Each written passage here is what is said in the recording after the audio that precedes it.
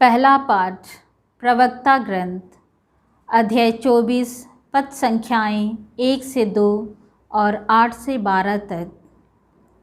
प्रज्ञा अपनी ही प्रशंसा कर रही है, वह अपने लोगों के बीच अपना ही गुणगान करती है। वह सर्वोच्च की सभा में बोलती है और उसकी प्रजा के सामने अपना यश गाती है। विश्व के सृष्टा ने मुझे आदेश दिया, मेरे सृष्टिकर्ता ने मेरे रहने का स्थान निश्चित किया। उसने मुझसे कहा, याकूब में डेरा डालो, इस्राएल में निवास करो। उसने आदि में युगों से पहले मेरी सृष्टि की थी और मैं अनंतकाल तक बनी रहूँगी। मैं उसके सामने पवित्र मंदिर में सेवा करती रही और इस प्रकार सियोन मेरा निवास बन गया है। मुझे परम प्रिय नगर में विश्राम मिला। यरूशलेम मेरा अधिकार क्षेत्र बन गया है। एक गौरवशाली राष्ट्र में मेरी जड़ जम गई है, प्रभु की भूमि में, उसकी अपनी प्रजा में। प्रभु की वाणी है।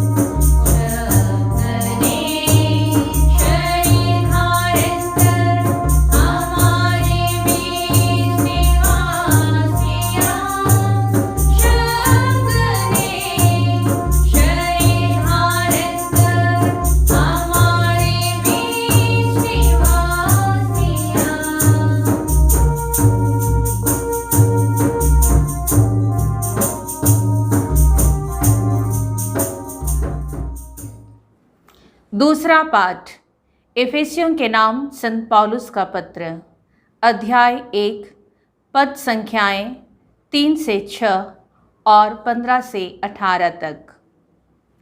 धन्य है हमारे प्रभु यीशु मसीह का ईश्वर और पिता।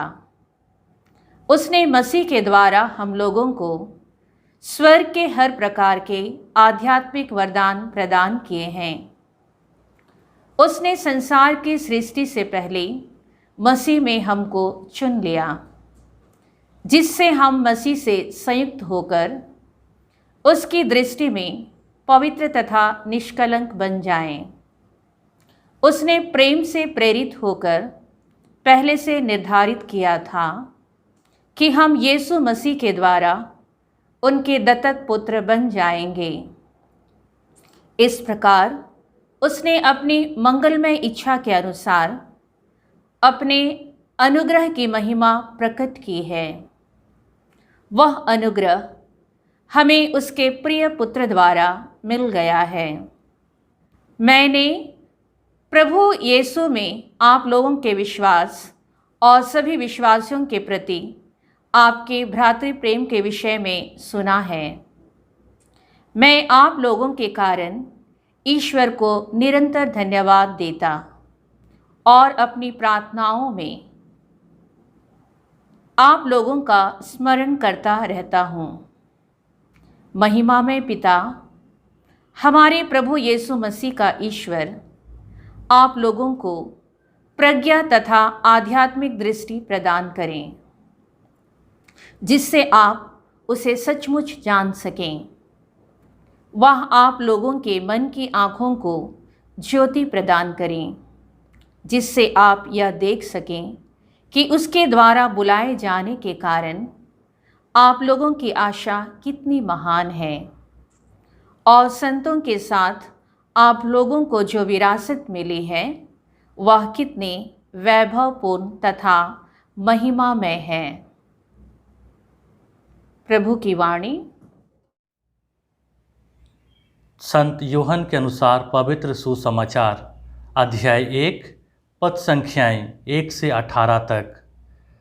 आदि में शब्द था, शब्द ईश्वर के साथ था और शब्द ईश्वर था। वह आदि में ईश्वर के साथ था। उसके द्वारा सब कुछ उत्पन्न हुआ और उसके बिना कुछ भी उत्पन्न नहीं हुआ।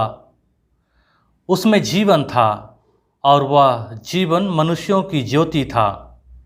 वह ज्योति अंधकार में चमकती रहती है, अंधकार ने उसे नहीं बुझाया। ईश्वर का भेजा हुआ यूहन नामक एक मनुष्य प्रकट हुआ। वह साक्षी के रूप में आया, जिससे वह ज्योति के विषय में साक्ष्य दे और सब लोग उसके द्वारा विश्वास करें। वह स्वयं ज्योति नहीं था, उसे ज्योति के विषय में साक्ष्य देना था। शब्द वह सच्ची ज्योति था, जो प्रत्येक मनुष्य का अंधकार दूर करती है। वह संसार में आ रहा था। वह संसार में था, संसार उसके द्वारा उत्पन्न हुआ, किंतु संसार ने उसे नहीं पहचाना। वह अपने यहाँ आया और उसके अपने लोगों ने उसे नहीं अपनाया। जितनों ने उसे अपनाया और जो उसके नाम में विश्वास करते हैं, उन सबों को उसने ईश्वर की संतति बनने का अधिकार दिया है। वे ना तो रक्त से, न शरीर की वासना से और न मनुष्यों की इच्छा से, बल्कि ईश्वर से उत्पन्न हुए हैं।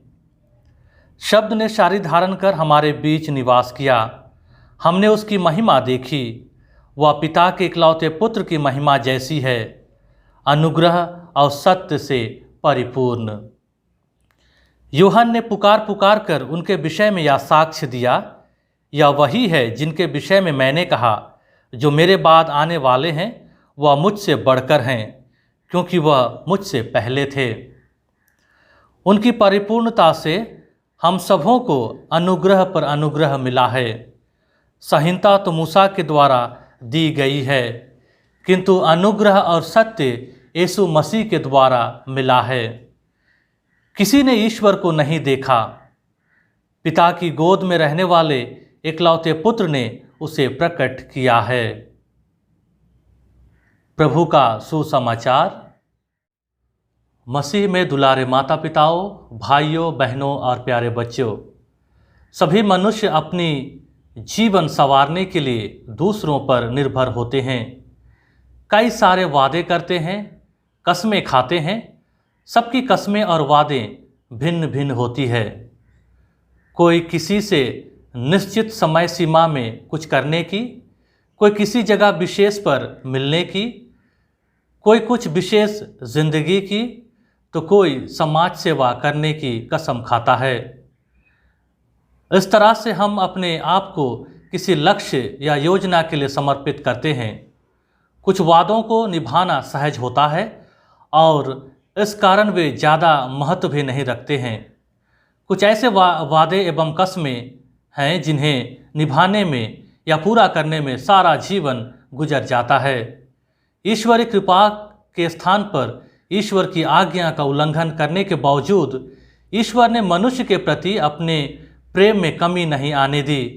ईश्वर का वचन अर्थात प्रभु मसीह, जो कि सृष्टि के पहले से विद्यमान थे, वे मानव जाति के उद्धार के लिए मनुष्य का रूप धारण कर इस पृथ्वी पर आए थे और अपनी मुक्ति कार्य जारी की। प्यारे भाइयों और बहनों, आज के पहले पाठ में प्रवक्ता ग्रंथ के लेखक ईसा मसीह के जन्म के कई वर्ष पूर्व ही मसीह के अस्तित्व की घोषणा करते हैं। इस पाठ द्वारा संत अगस्तिन के कथन की सच्चाई प्रकट होती है। उन्होंने कहा था, नया विधान पुराने विधान में छुपा हुआ है तथा पुराना विधान नए विधान के प्रकाश में स्पष्ट समझा जा सकता है। इस पाठ के द्वारा प्रभु मसीह के जन्म पर प्रकाश डाला गया है। इसमें लेखक ने प्रज्ञा की उपमा द्वारा ईश्वर का मानवों के बीच मसीह के रूप में आने का संकेत दिया है।